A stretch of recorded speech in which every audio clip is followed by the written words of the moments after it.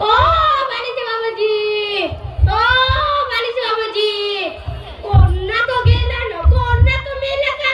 तुला दिसला का भाऊ आमच्या घरचा? तुला दिसला का भाऊ आमच्या घरचा? आता तुलाच म्हणता का ग? मोठ पॅरिस पण सांगत नाही का का? कोणा तो गेला ना, कोणा तो मेला का?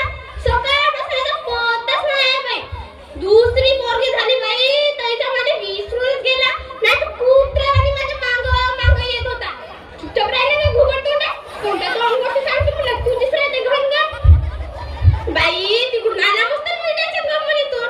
मस्त रंगा टी-शर्ट होता, जीन्स होता, पॅन्ट होता बाई. मस्त डोळ्यावर काजळ होता, मस्त हँडसम दिसत होता. मी म्हटलं मस्त साजरा निघाव गे म्हणलं माझा नवरा. का हाता साजरा निघते का? उसा निघला हा बेवडा भुंडा इकडं बरं. बाई माझी नाही का असं मला असं लागते मरून गेलेला साजरा होते पण. बाई माझी सासू म्हणते का वंशाला दिवा पाहिजे. मी म्हणलो कोणचा दिवा न कोणची वाचवा. दिवा काही पेटला नाही न उजळलाही पडला नाही. नाल्या बाई इकडं छोट्या बाई छोट्या. तरी मला लगेच जण म्हणले बाई सखूबाई आता तरी कुलूप लावून टाका.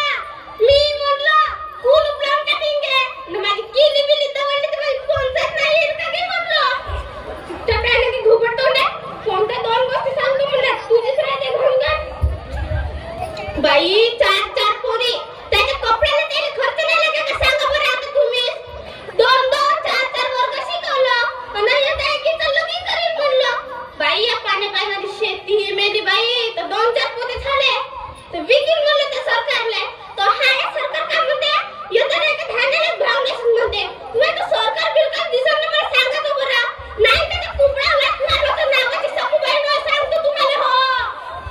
बाई चार पोरी घरा अशा भाजी शिजवली आणि लागते. वंशाचा दिवा झाला असता तर काहीला माझी एवढी फजिती झाली असती सांगतो. बाई मी तुमच्याने शिकली सवरली नाही.